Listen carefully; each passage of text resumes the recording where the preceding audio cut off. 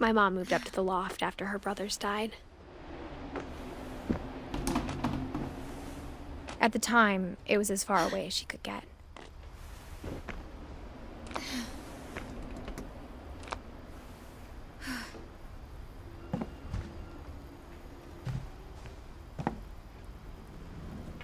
My mom moved to India a week after graduation and got a job teaching English. Religion was another thing my mom never talked about, but I think it helped her a lot after her dad died. She spent a summer building houses in Calcutta, where she met my dad, Sanjay.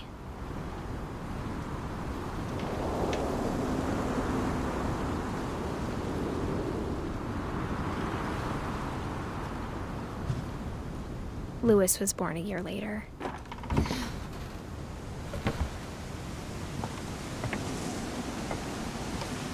When my dad died, I don't think Mom knew where else to go.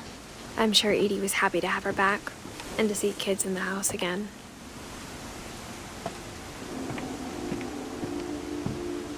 The house had to get a little bigger, but Edie was used to that. And for a while, things were good. Almost normal, but it didn't last. The beginning of the end was Milton's 10th birthday, when Edie gave him a castle.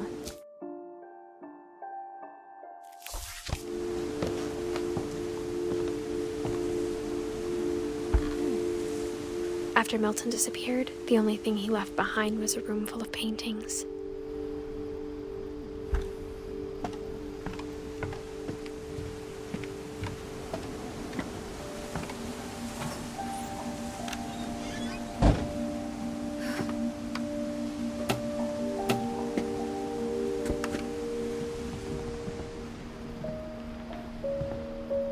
I think Edie was happy to finally have another painter in the family.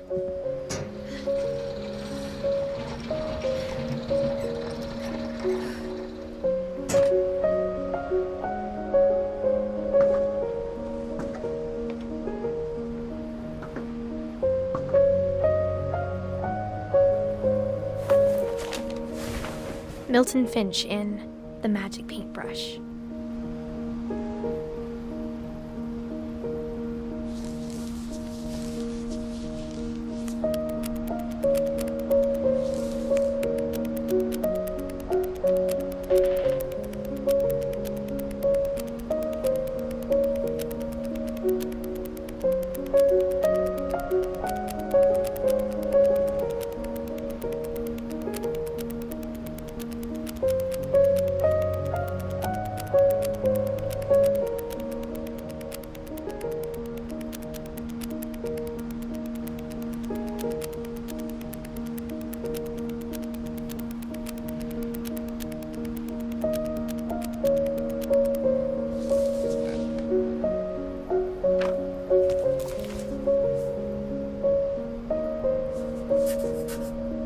I was 4 when Milton disappeared.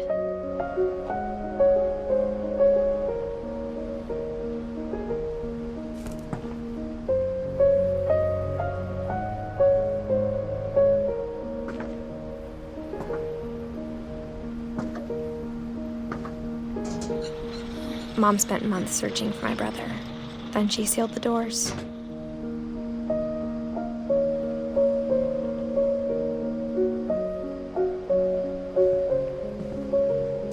Whatever Milton had found in the house, Mom didn't want it getting out.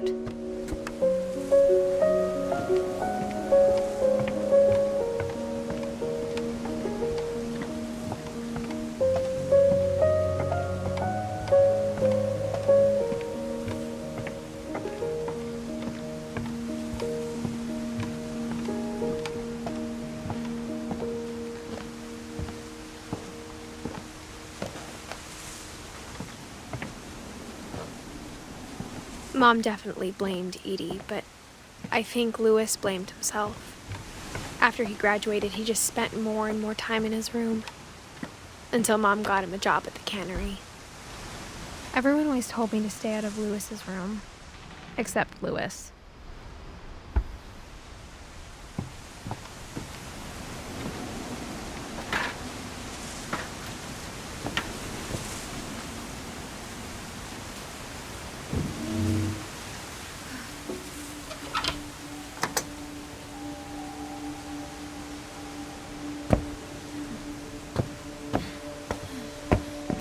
Lewis's room smelled very, very familiar. That part of him lived on.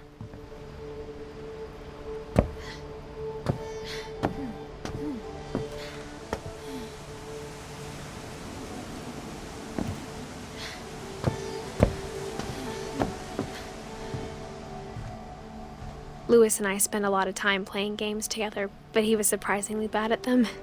He died a lot.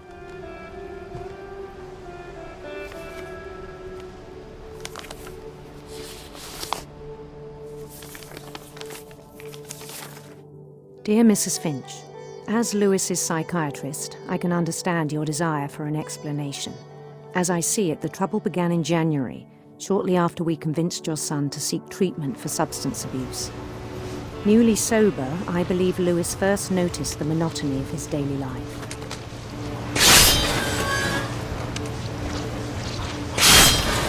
He kept working at the cannery, but he withdrew part of himself. In our sessions, I saw the same behavior. His mind began to wander. I asked him to describe it.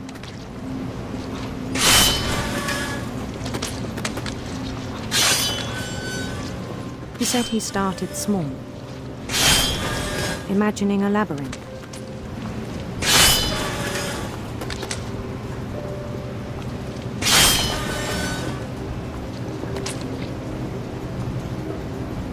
He'd feel his way about. Then something moved.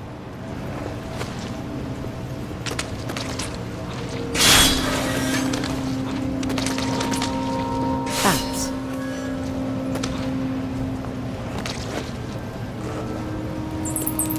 And toads.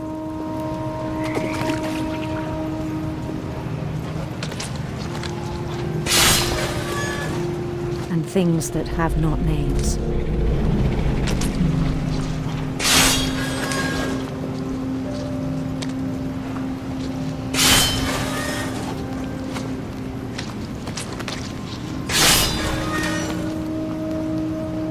He knew it was all in his head.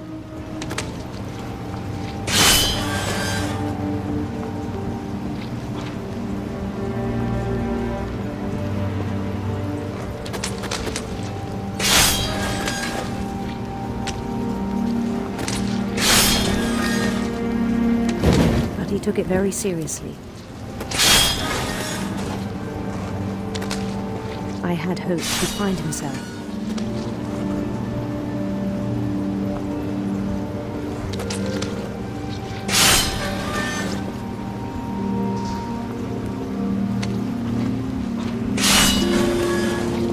But he found something more.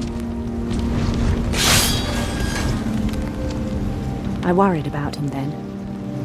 Daydreaming at the cannery.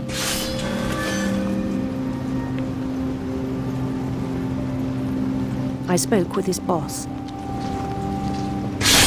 But he said Lewis had become a model employee. Methodical, tireless, focused. Like a whole new Lewis. So I let him go on.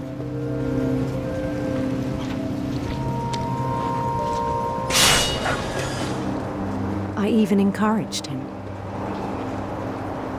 It seemed very promising at first.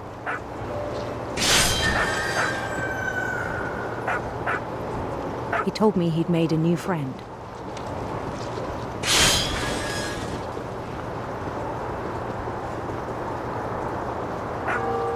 On the edge of a city he named Lewis Hope.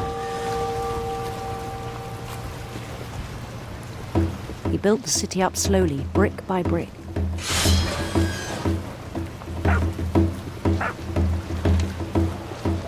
Then he made musicians.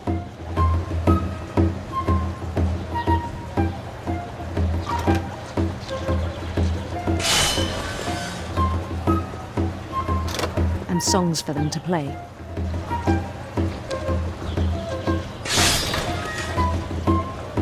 He talked about starting a band.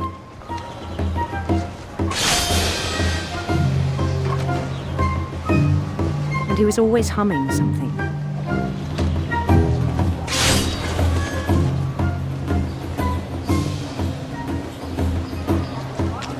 every day his imagination grew stronger.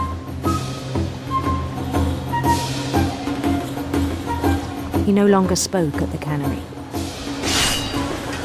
but his chopping was as reliable as ever. Then one day it struck him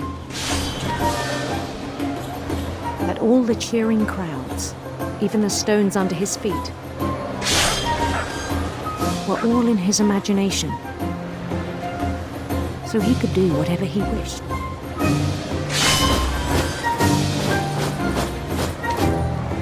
He held an election for mayor, and he won. They begged him to stay, but his mind was already wandering. It became a game for him.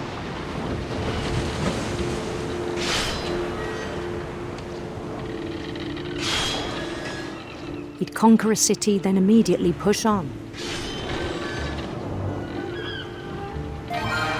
New Louisville.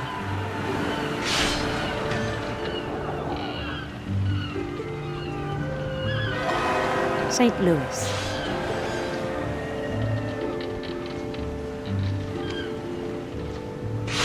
He started drifting away from our reality.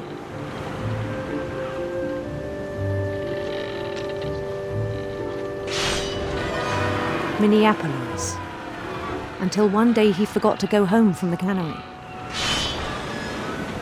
Even as his mother pleaded with him, part of Louis kept sailing on.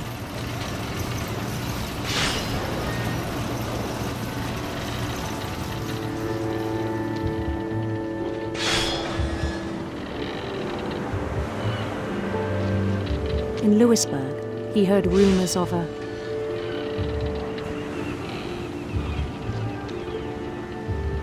handsome queen.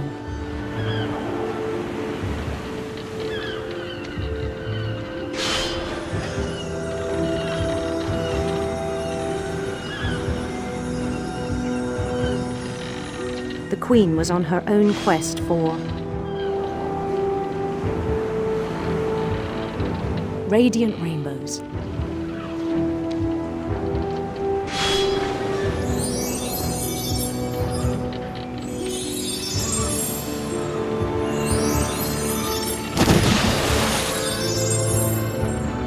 He followed the sound of her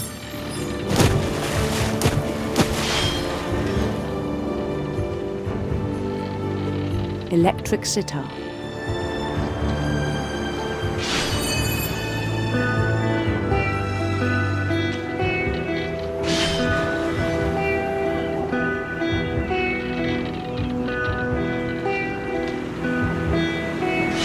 His chase led him to a golden palace east of the sun and west of the moon. Even then, his logic remained sound.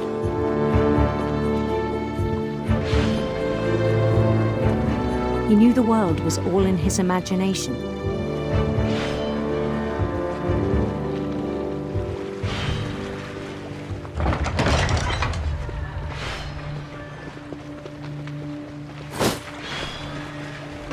But he was so proud of having created it.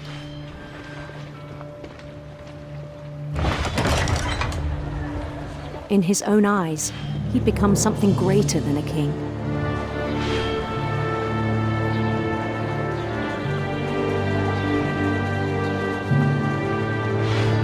For someone who'd never known success in the real world, I think it was overwhelming. And then it struck him that the real Louis was not the one chopping salmon, but the one climbing the steps of a golden palace.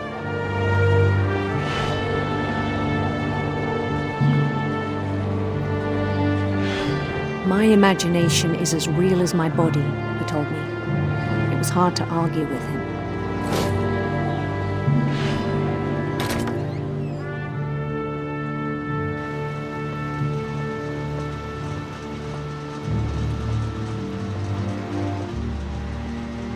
We began to forget the world we know.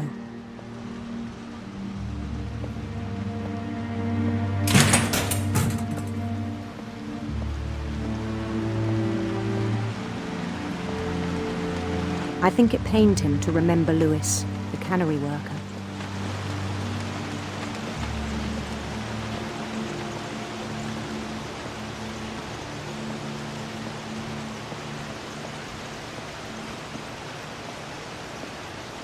He began to despise the man with a royal contempt.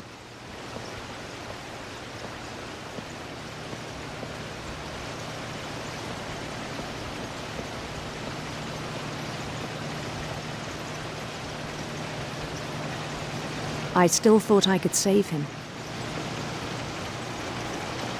Even after he said he was being crowned king over all the lands of wonder.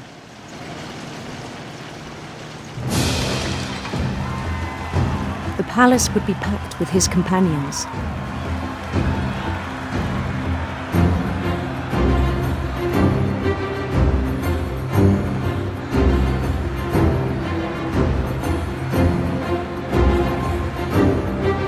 Including the wise Calico who'd insisted on advising him.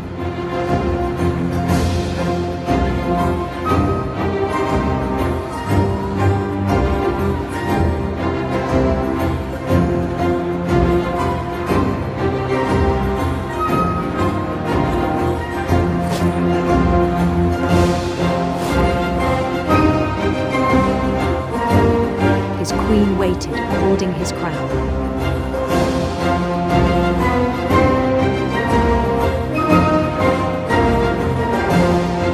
There was only one thing left to do.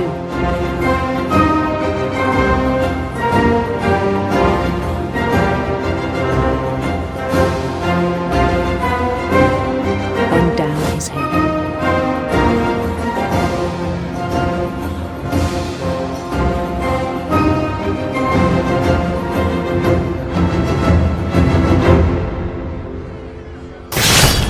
And the rest I think you know. Mrs. Finch, your son was a kind man who will be missed by all of us who knew him.